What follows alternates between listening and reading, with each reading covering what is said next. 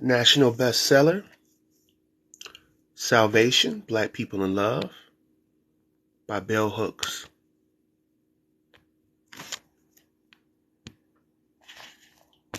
This is chapter 3, The Issues of Self-Love. Religious teachings about love form the foundation of most Black people's understanding of love's meaning. Even though we have diverse religious experiences, a vast majority of us still choose to identify as Christians. Listening to elders read the good book at home or listening to biblical scripture at church was for many of us the first place and at times the only place where the metaphysics of love was talked about. The two great commandments was that we love God and one another. As serious churchgoers, I and my peers were instructed to read and study all the books of the Bible. To this day, I vividly recall the pleasure I felt reading what I had been taught was the love chapter. From the book of Corinthians, I learned that to be loving meant to be kind, forgiving, and full of compassion. I learned that love was more important than faith or hope. Yet the full vision of love evoked in the scriptures was not realized in most of our homes.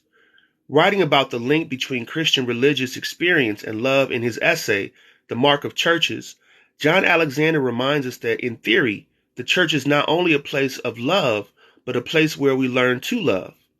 However, for Christians of all races, these lessons often stay at the level of theory and never become practice. Alexander contends, instead, we keep paying far more attention to our work than to loving others. We spend more time cleaning our houses than caring for our relationships. We do whatever our thing is and tend not to get around to love. When I was a child, I would often call attention to the failures of adults to live the beliefs they espoused in churches. The tenderness and affection we associated with love as it was described in the scriptures was primarily offered to young children and adult men. Growing up in the 50s, I was raised in a world where women endeavored to please their husbands, to be the angel in the house for the man who worked hard in the harsh world outside. In those days, there were homes where fathers were absent, but there were no homes where there was not an adult male authority figure present. In all our homes, across classes, young children were allowed to express a wide range of emotions. As we grew older, we were expected to develop a stiff upper lip, to not wear our heart on our sleeve. Wanting too much affection, either verbal or physical, was a sign of not growing up. Often we were taught that cultivating the ability to hide and mask emotions was central to the process of maturation. To a grave extent, as Black children moved from adolescence into adulthood, we were expected to surrender attachment to all notions of love with the exception of romantic love. Much like the mother in Toni Morrison's Sula, the mothers in our community were concerned with making ends meet or acquiring the symbols of material success. Love was not always a central agenda. Like their white counterparts, Black mothers of the 50s were trying to realize as much of the American dream as they could. The message they received was that it was their role as women to create a harmonious nuclear family. Television shows like Leave It to Beaver, The Adventures of Harriet, and Fathers Knows Best set the standard for what this family should be like. Our mothers watched these shows, so did we. There was no screaming, yelling, fights about money in these television families. Everything was in its place and everybody had a place. Often we measured our Black families by these shows and found them wanting. Our mothers, unlike their white counterparts, had to try and make a home in the midst of a racist world that had already sealed our fate, an unequal world waiting to tell us we were inferior, not smart enough, unworthy of love. Against this backdrop, where Blackness was not loved, our mothers had the task of making a home. As angels in the house, they had to create a domestic world where resistance to racism was as much a part of the fabric of daily life as making beds and cooking meals. This was no easy task, since internalized racism meant we brought the values of white supremacy into our homes via the color caste system.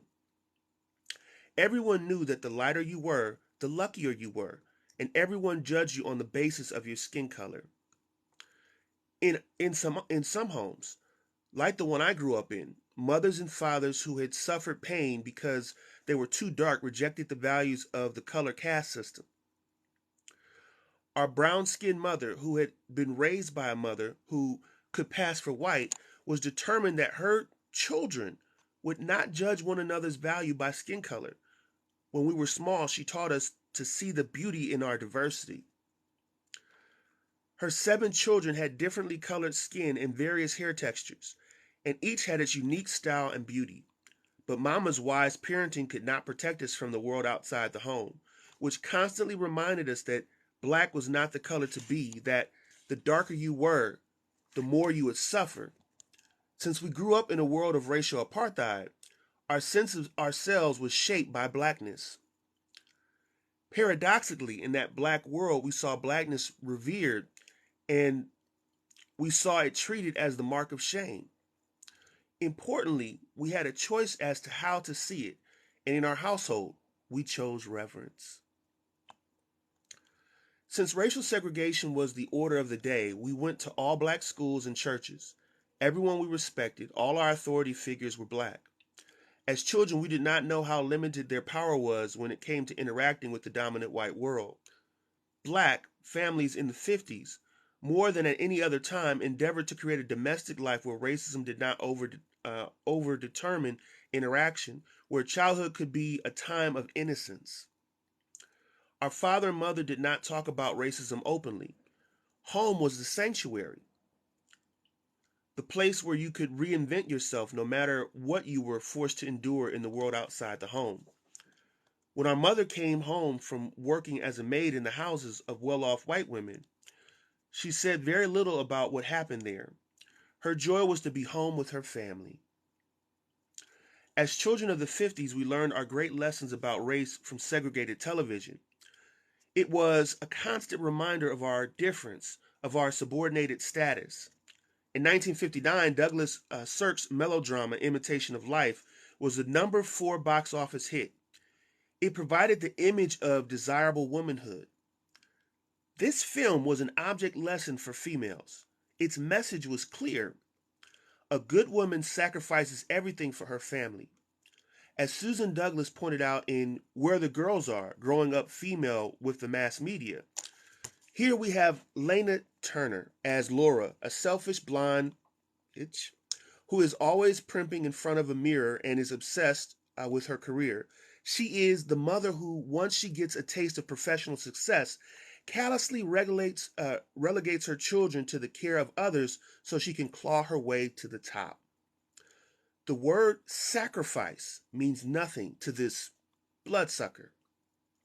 White and black girls knew we were not to imitate her.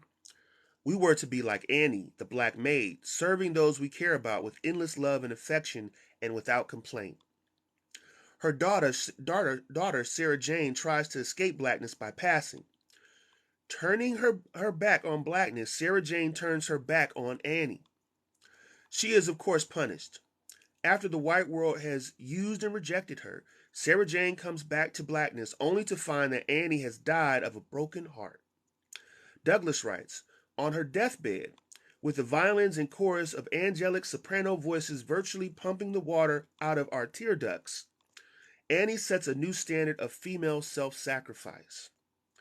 What appeared to the white viewer to be a new standard was already a common and long-standing tradition in black life. Annie leaves the bulk of her worldly goods to her wayward daughter, saying, I want everything that's left to go to Sarah Jane. Tell her I know I was selfish, and if I loved her too much, I was sorry. To our young black eyes, it was Sarah Jane who embodied the new and troubling image. To black viewers, she symbolized a new rebellious generation who wanted access to the same opportunities their white counterparts desired, including a white partner. Her punishment was a warning to all of us. It was meant to keep us in our place. The film ends with an image of Sarah Jane running into the funeral and hurling herself on Annie's coffin, screaming, "Mama, I didn't mean it. I didn't mean it. Can you hear me? I did love you. I did love you." This tragic figure represents the fate of uppity young black folks who step out of their place. Not only does Sarah Jane kill her mother by being rebellious, she loses out on the only love this culture is prepared to let her have. Fathers are absent in Imitation of Life. The film revolves around issues which were seen as relevant primarily to women: service and self sacrifice. It was pure propaganda. The image of a loving woman then was a woman who gives her life for those she cares about. But as the film makes clear, not all women make this choice. And even though many of our mothers worked hard to realize this ideal, as the recipients of this care, we often saw how their sacrifices were unrewarded and unappreciated.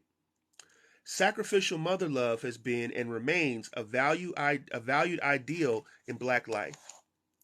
Contrary to the movie version, in real life, mothers who sacrifice everything usually want something in return, whether it be obedience to their will, constant devotion, or something else. Many females who sacrifice everything are rageful and bitter. They may act out of the rage in domineering and or controlling behavior. More benignly striving to attain an idealized fantasy of mother love, some black mothers have actually hindered the self development of their children by not teaching them how to be responsible for their lives. We now know that this is not a gesture of love. When the contemporary feminist movement began, it helped many women to see that the sacrificial model was really designed by patriarchal men to keep women subordinated. It helped women distinguish between having a loving mother, which required the assertion of responsible selfhood and agency, and an anti-loving model, which required that women repress all their own needs and desires to serve others. Some women were disturbed when feminist thinkers compelled everyone to acknowledge that the self-sacrificing woman was rarely genuinely loving, no matter how nurturing and caring her actions might appear. While these critiques have had an impact on younger women's construction of self and identity, overall they have not changed the idealization of the self-sacrificing woman in Black life. She is still held to be the desired ideal. Black women who embrace the ideal often have the most tragic stories to tell of use, exploitation, and abandonment. Sadly, even though these revelations show that this is an unhealthy and destructive way to be, this knowledge does not lead women to choose different habits of being. Often women cling to this model because it is the only available positive image, one that is constantly reinforced by mass media. The hit movie Soul Food was a modern day idealization and romanticization of the matriarchal mother. By not attending to her health needs, the mother heroine dies an early and unnecessary death. Yet the film makes her an icon.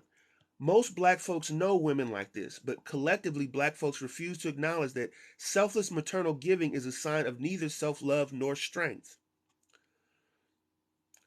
Often younger black females recognize this and refuse to take on the mantle of martyr. Their awareness that the self-sacrificing woman does not win the day is keen. They know she does not receive love from anyone. Gratitude maybe, devotion sometimes, but love rarely. Refusing to be like Annie, the mother of Imitation of Life, they feel there is more to gain by becoming like her daughter, Sarah Jane, narcissistic, self-interested, and self-invested, out for what they can get. Of course, there are no more able to love than the sacrificial caretaker. Since giving care is a part of love, the sacrificial caretaker has some sense of what loving entails, however incomplete. The callous, cynical, narcissistic female has no understanding of love. Significantly, if black women are to choose love, we must rebel against both these models of desirable womanhood, the sacrificial martyr and the selfish diva. Nowadays, hip hop culture often idealizes the out for what she can get, what have you done for me lately, bitch goddess. But neither the opportunistic, greedy, self-involved diva nor the long-suffering maternal martyr represents self-loving womanhood. To choose love, We must choose a healthy model of female agency and self-actualization, one rooted in the understanding that when we love ourselves well, not in a selfish or narcissistic way, we are best able to love others. When we have healthy self-love, we know that individuals in our lives who demand of us self-destructive martyrdom do not care for our good, for our spiritual growth. Often, men demand of black women that we assume a selfless caretaking role. In the popular film The Best Man, the black male star chooses a subordinated, self-sacrificing partner over the independent, self-actualized peer whom he really loves. Most black males are not socialized to be caretakers, capable of nurturing their own for or another's growth. Sexism has taught them to see loving, particularly nurturance and care, as a female task. When I interviewed black folks of all classes about whether or not they were showing loving care by parents, the majority of respondents reported receiving loving care at some point from females, but rarely from black males. Even those of us who were raised in two-parent nuclear family homes described our fathers as emotionally distant and unavailable. Emotionally shut down black males are often represented as epitomizing desirable masculinity. The hard pose is deemed cool and alluring, personified by rappers like the now murdered Tupac Shakur. This pose has become the norm for most young black males between the ages of 10 and 20. Trying to live up to a code of hard masculine prowess usually leads black males who embrace this identity without question to devalue and destroy relationships. In his insightful book, Finding Freedom, Writings from Death Row, Jarvis J. Masters addresses the myriad ways young black males don a mask of hardness to avoid acknowledging emotional vulnerability. To be vulnerable is to be weak. Jarvis tells the story of a few inmates who, knowing he was about to be attacked in the prison yard, calmly confronted his death as though this was just and only possible outcome of his life. Fighting to the death, he could be seen as brave by his peers, for that is how it appeared on the surface. In actuality, he was without hope. In a letter he gave Jarvis to pass on to his daughter, this inmate shared, "Your dad loves you. When you get this, my troubled life will have probably ended, but certainly not my love. Please know how I've always held on to you and have kept you always in my heart. Please forgive me for all of my wrongs. I wasn't a real father to you." Way too many black males know the experience of not being real fathers to the children they have sired yet failed to parent. When I ask black males of all ages about the place of love in their lives, they express the desire to receive love, but they do not talk about whether or not they know how to be loving. Young black males, like their female counterparts, will never know how to be real parents if they have known no loving care or have never learned from books or any other source what it means to be loving. Religious teachings were once the place where most of us learn ways to think deeply about love, but the place of those teachings has been usurped by mass media. In general, the mass media tells us that black people are not loving, that our lives are so fraught with violence and aggression that we have no time to love. The most common image of a black person showing care in the mass media is the portrayal of the self-sacrificing black mother figure. When The Cosby Show first aired, many folks thought it was radical because it showed an upper-class black family. Good morning. Although these images were new to television, all traditional black neighborhoods have been peopled by well-paid black professionals. One of the most unacknowledged realities in our lives is that racial integration is still quite a recent phenomenon. As late as the early 70s, the vast majority of materially privileged black people lived in all black or predominantly black neighborhoods. Racial integration led to black flight from areas that were once peopled by folks from diverse classes. Even though I was raised in a working class home, I was always aware of the lifestyles of the black upper class in our community.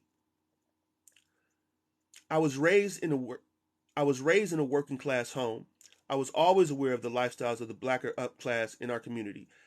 It was only when racial integration allowed those individuals to move into a more affluent non-black communities that the poor black and working class ceased knowing intimately how their more privileged counterparts lived. In the days of total racial segregation, materially well-off black folks sent their children to the same schools and churches as those less privileged. The poor knew what the real lives of the privileged were like and did not need to romanticize them. After racial integration, with so many moneyed black folks leaving predominantly black communities, a new generation of underprivileged children was born who often had no awareness of a black privileged class and how that class lived. It was these individuals who looked at The Cosby Show and believed it was based on pure fantasy. To them, the lifestyle depicted on the show was alien and therefore not black, since they did not know any black folks who lived this way. In this sense, their perception of blackness were as limited as the vision of the racist whites who looked at The Cosby Show and believed it was pure fiction because they had never acknowledged the existence of black professionals, doctors, lawyers, Atelia, or known anything about how they lived. To this day, a large majority of black doctors are educated at predominantly black institutions. Most racist white folks know little about the existence of these institutions because they refuse to let go of their stereotypes about black lifestyle and educate themselves. Most racist white folks know little about the existence of these, and educate themselves. They were eager to perpetuate the notion that the lifestyle portrayed on The Cosby Show was fantasy. It speaks to growing class divisions in black life that so many black folks also insisted that black family life as it was represented on The Cosby Show was not realistic. While the upper middle class lifestyle depicted on this show was not representative and could not be since a majority of black people are poor and working class, the same holds true for shows that depict well-off white families as the norm. In her essay In Memory of Darnell, Sylvia Metzler, a white woman, fondly recalls her friendship with a 10-year-old inner-city black boy who expressed surprise when he went to the suburbs and saw no trash and graffiti. He wanted to know, how come black people's neighborhoods are so dirty and ugly?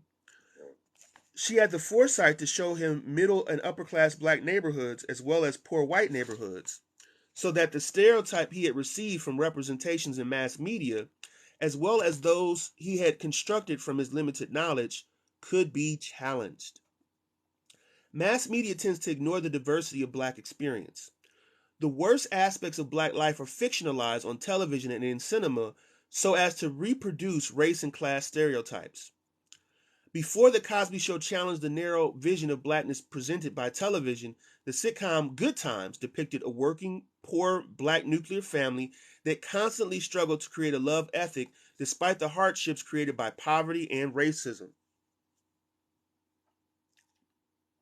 More often than not, this show failed to radically challenge stereotypes. Instead, it was the stereotypically funny behavior of the coon-like character JJ that made the show a hit.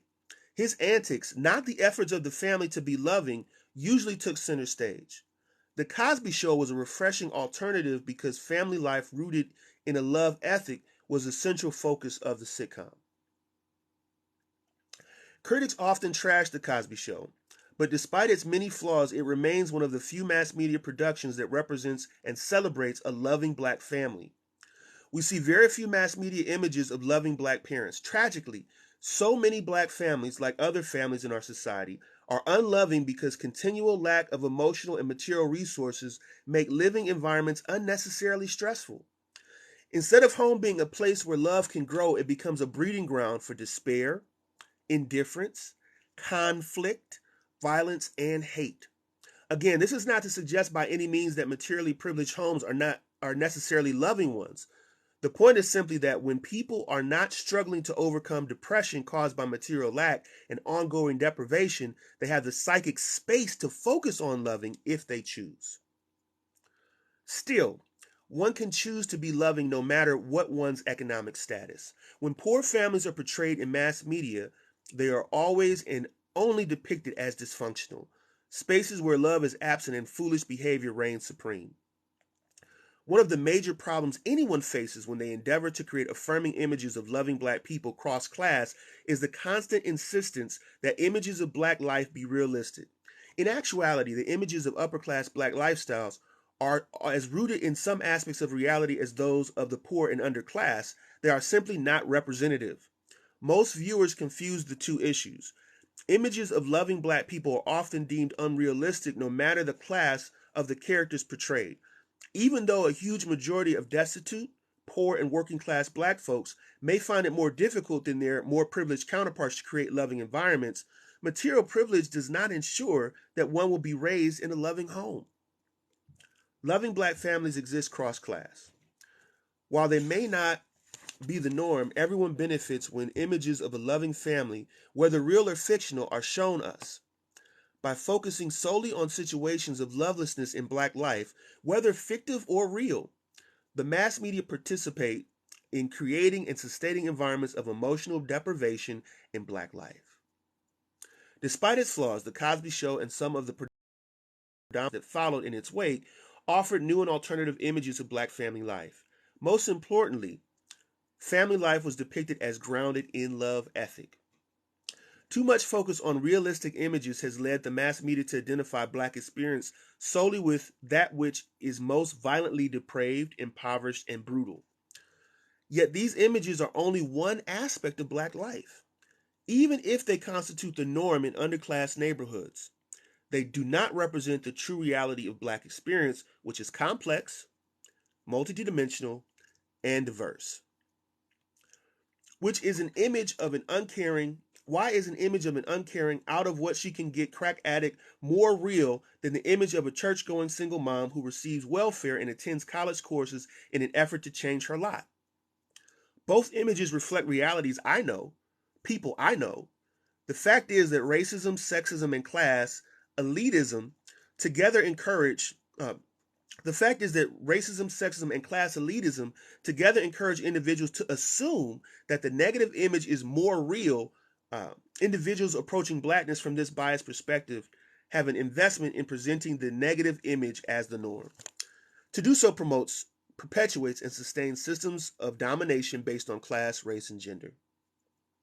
I can remember longing as a girl to see more images of black people on television. At that time, I was not politically astute enough to ponder the issue of whether or not folks who embrace white supremacist thinking, as the vast majority of people in this culture do, would be either imaginatively qualified or at all interested in producing images of black people that would challenge stereotypes. When I grew up and became a cultural critic, it was clear to me that there was a basic contradiction here, that no one working from a white supremacist perspective would create positive, decolonized images of black people. And that includes cultural producers who are white, black, or from other ethnic groups, as well as black people who had internalized racism. The vast majority of the images of black people we see in the mass media simply confirm and reinforce racist, sexist, and classist stereotypes. Now, we all know that stereotypes often exist in part because when any subordinate group is required by a dominant group to be a certain way in order to survive, the powerless group will take on those characteristics. A white person who hires a black maid expecting that this person will be fat and funny, just like Aunt Jemima on the pancake box, will most likely find and choose that type of person. I can remember my amazement when first learning of an undergraduate as an undergraduate that the image of the large mammy figure was largely a product of racist white imaginations. Historian Herbert Gutman was one of the first scholars to call attention to the fact that research showed that the average black female who worked in a white home after slavery was usually a young underdeveloped girl and not the overweight mammy figure extolled by whites.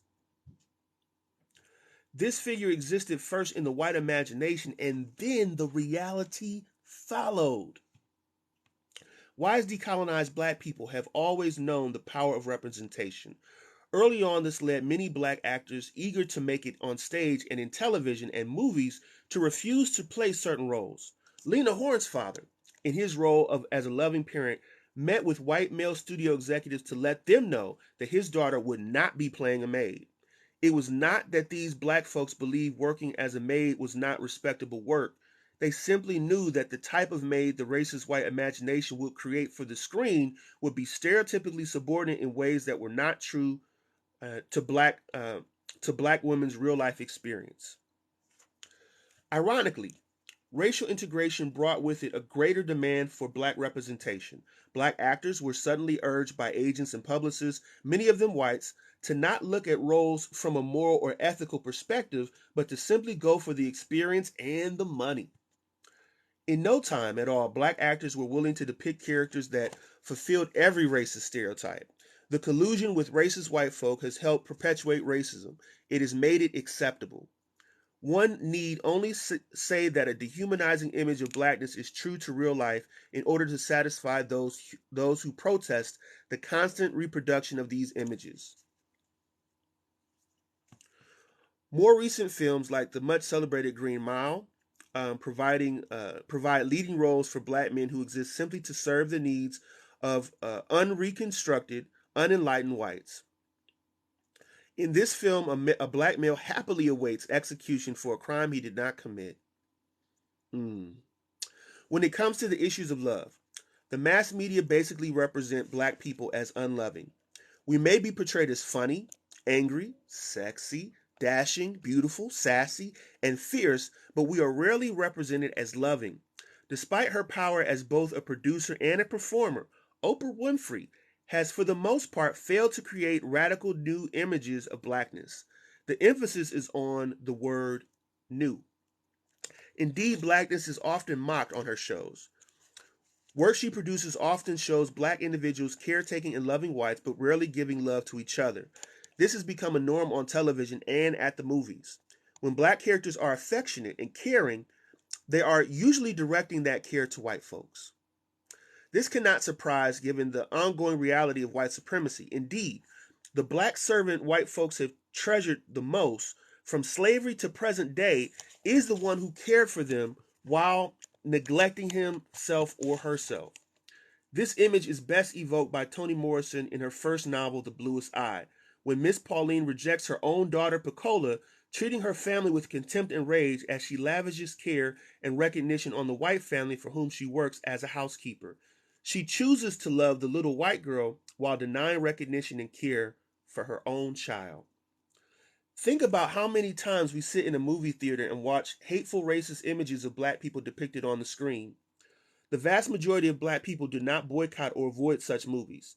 They have become primetime entertainment. These images do not teach love. They reinforce the message that blackness is hateful and unloving. When religious teachings formed the core of our understanding of love, all black people were admonished to love themselves and their neighbor as themselves.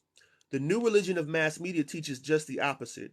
It urges black people to accept the notion that we are always and only unloving, that even when we try to love, we are derailed by lust. A perfect example of this is the film The Best Man. The films that show positive, sustained, anti-patriarchal, loving black families and heterosexual romance are rare and tend to fail at the box office. Films like Killer of Sheep, Sprung, and recently, Woo. From Hollywood movies, Harlem Nights, Jungle Fever, A Perfect World, The Pelican Brief, Waiting to Exhale, Soul Food, Crooklyn, The Long Kiss Goodnight, Jackie Brown, The Time to Kill, Men in Black, and Independence Day, to name a few, we learn that black folks will betray each other, that black men will give their lives to protect white folks while showing little or no concern for black family and friends, that black women are hostile, castrating bitches who must be kept in check by any means necessary. These movies teach us that if we dare to love one another, our love will blossom but not last. That suffering more than love is our fate. Black folks may suffer together, joke, and have fun, but love will leave us. Importantly, what black characters do best on the television and movie screen is slaughter one another. Blackness represents violence and hate. Until black people and our allies in love and struggle become militant about how we are represented on television, in movies, and in books, we will not see imaginative work that offers images of black characters who love. If love is not present in our imaginations, it will not be there in our lives. A recent film targeted toward youth culture, Slam, depicts a progressive, loving relationship between a black male poet rapper and his Afro-Asian girlfriend.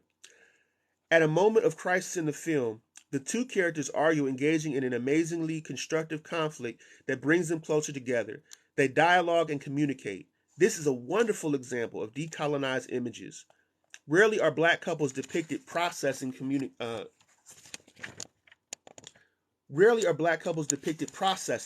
communicating. This is progressive cinema.